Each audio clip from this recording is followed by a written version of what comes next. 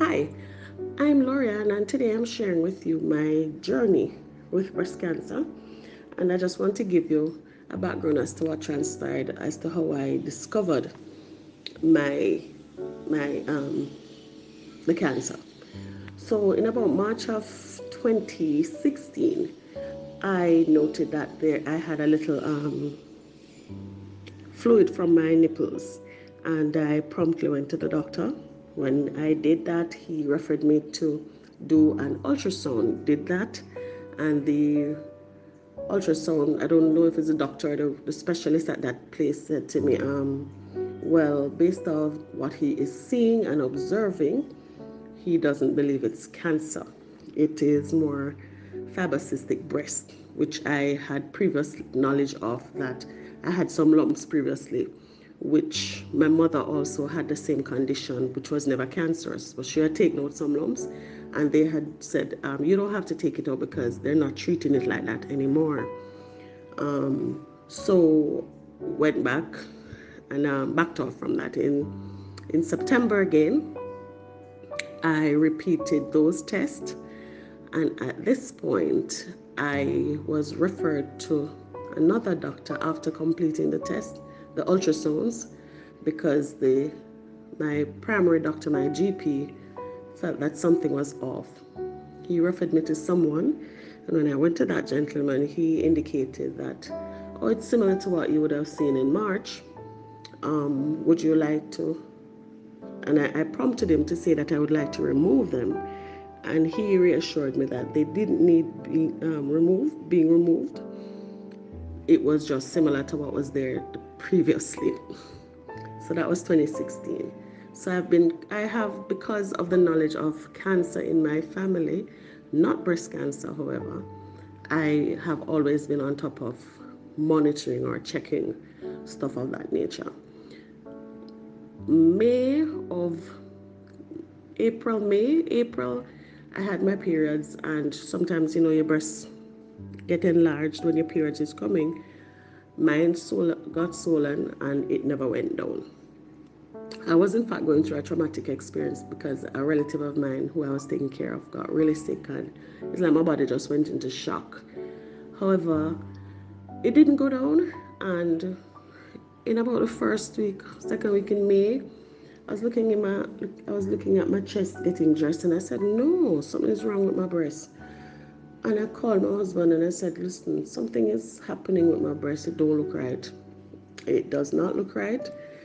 I hung up, called my doctor, and I called my doctor, and he said, I need to check, come in to see him.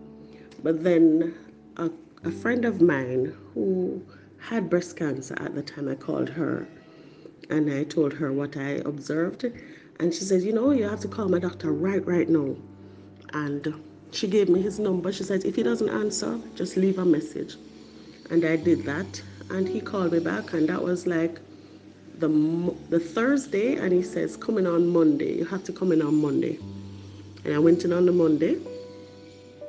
And once he did the examination, he says, I'm going to send you to do some tests because this looks serious.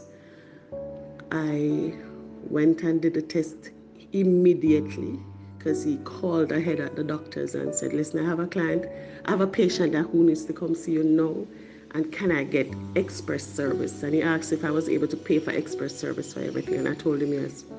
So right after that, I went and I did a mammogram and I did an ultrasound, and that was a Monday and a Tuesday, and by the Thursday, I was going back for my result, and I remember it is May 11th, 2017.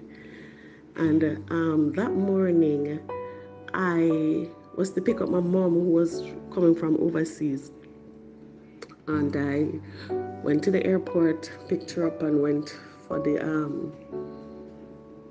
I went back to the doctor. When I went, he said to me, no, first I went to the doctor, and he said to me, it's cancer. And I said, I figured it was, because the person I am a Google doctor. And it was this, I don't know if this word is Peart-Roberts, or it looks like an orange peel. And that was how my skin was. And so from I saw it on the Monday, once I saw it, I started Googling and researching and speaking to my family about it. And we said, this sounds like it. So I was diagnosed on May 11, officially diagnosed May 11, 2017. And the symptoms, as I said, the year before, had the nipples and so on. And my doctor at that point, who gave me the diagnosis, Dr. Royce, he was rather upset because I went for the copies of the previous results that I had, and he said, "Who looked at these?" And I told him, and he said, "This is just so sad because this would have been there from September 2016, and this is now May 2017." But I said, guess what? I can't change the fact. It is what it is.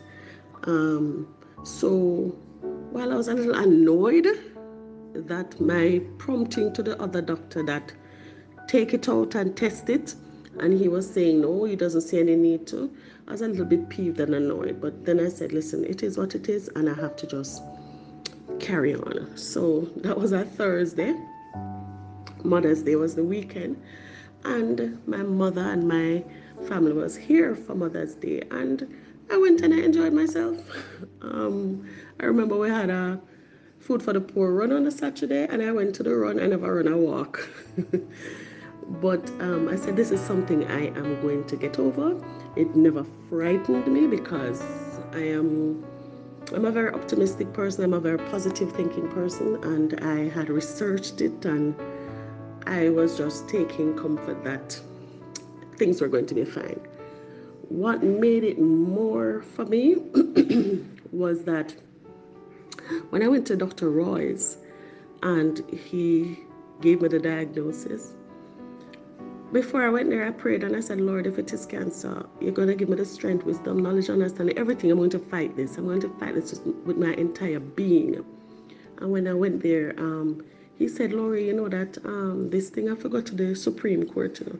And I said, up there already, you know, because I've handed it over. I've handed it over to Christ. And behind him, above his head, he had a sign. He had a little message.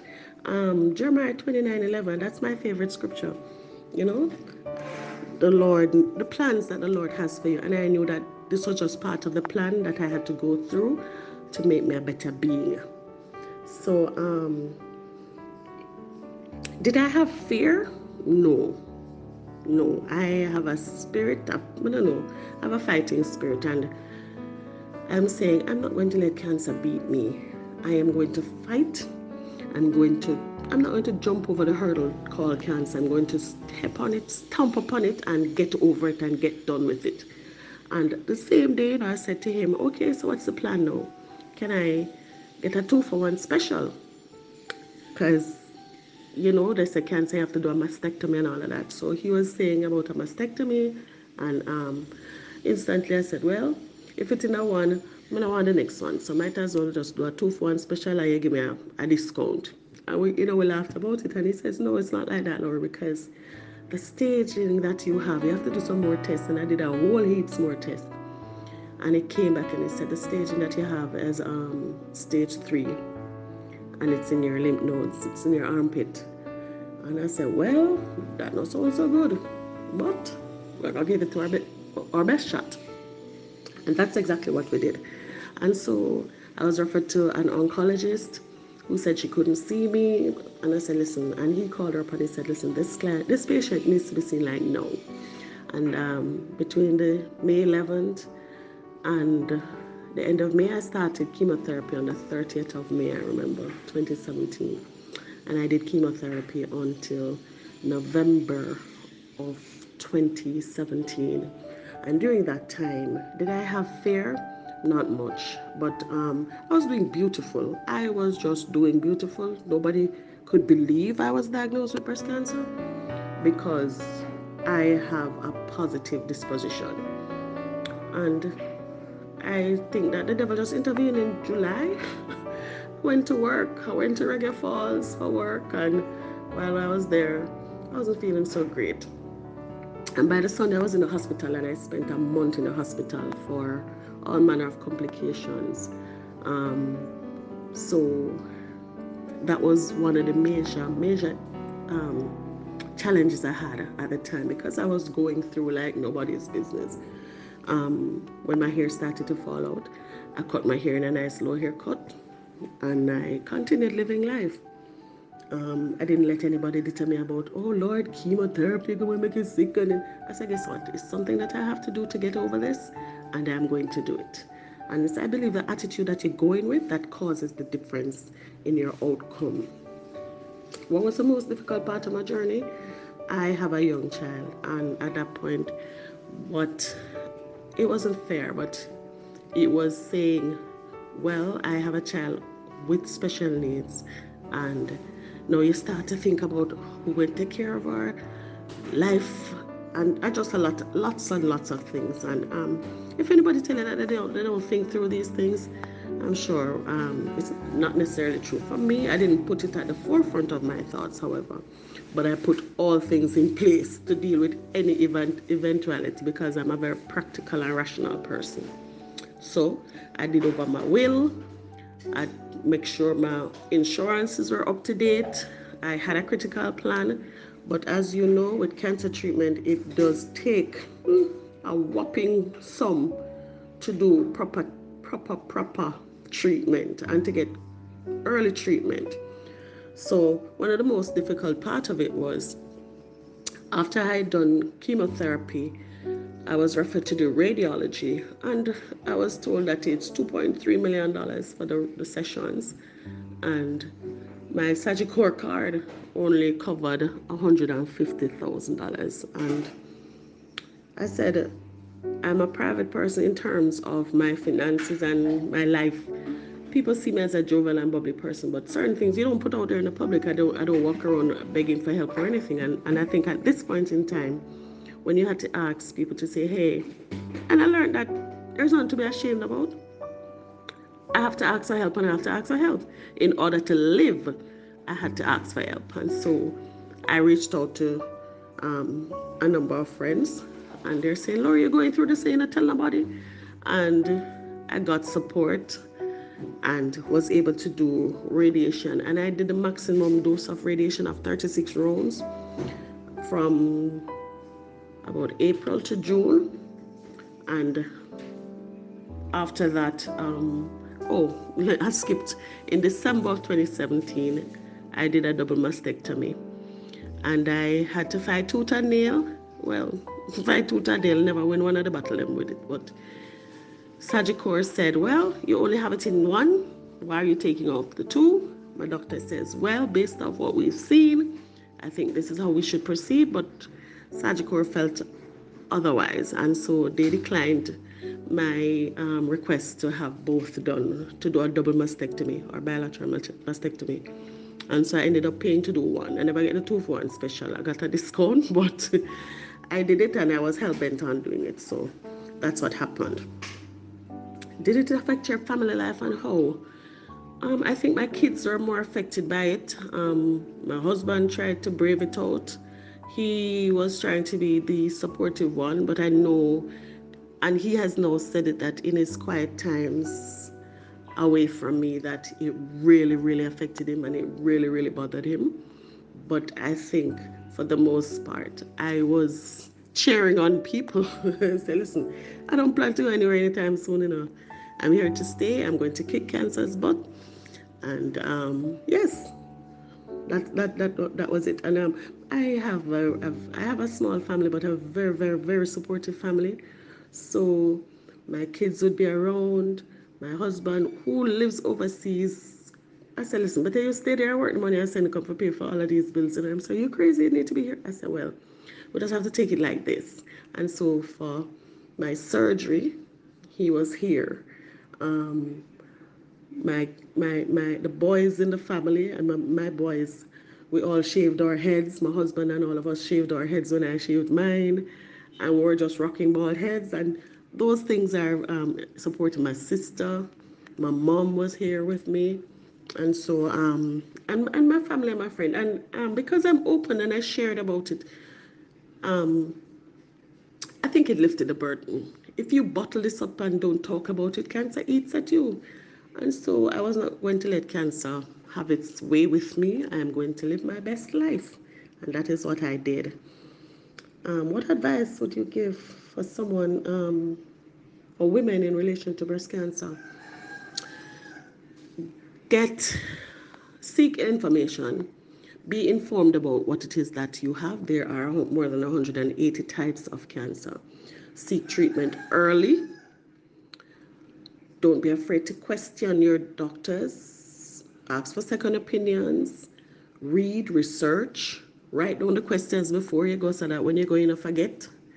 But be informed and you have to be an advocate for yourself, because sometimes based on the stage you're at, you may not necessarily get the best care, because I believe that sometimes based on the stage they just push you aside, or I don't know. I may be wrong for interpreting it like that, but you have to become your own advocate and with a strong support system. But the first thing is to acknowledge that something is wrong with your body. Realize and do your self checks, do your mammogram, do your ultrasounds, question and probe, because that is the first step. Once that is done, if there is a diagnosis, act on it. Too many of our women have these lumps and you think that is a trophy you're walking around with on your chest. It's not. It's going to eat at you. And if you don't talk about it and seek help for it, it will kill you. And that's what's happening to a lot of our women. They take too long to act on it. And when they get the information, I don't know if they're ashamed to seek help or to share it with their loved ones. Sometimes I know it's the financial factor that causes the challenge.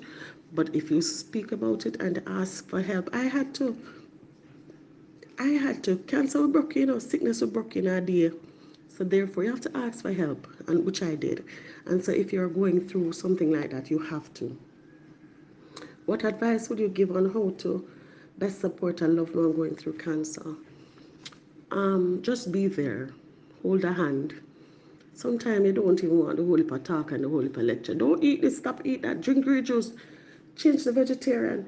Sometimes we just really don't want to hear that. We just want normality. Normality. Well, for me, that's what it was.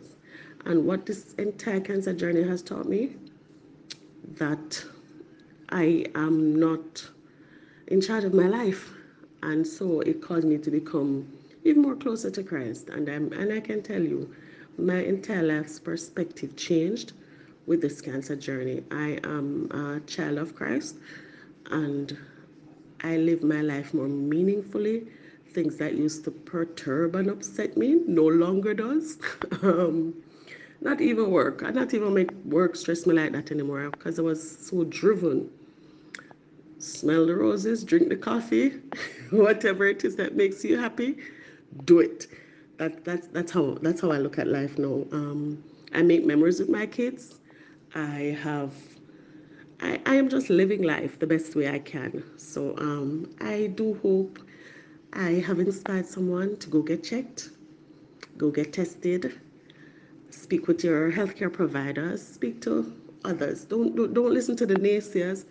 You don't know if you're gonna do chemo gonna kill you, this. But most importantly, be positive. Be positive and ask for help if you need it. All right. So that's my journey. And in August of this year, I did my whole series of tests, because every 6 months you do a battery of tests. And I was told, hey, you don't have to come back in 6 months, come back in a year time. And that's a major milestone. So in January will be officially 5 years, and I am living my best life. Thanks be to God. All right.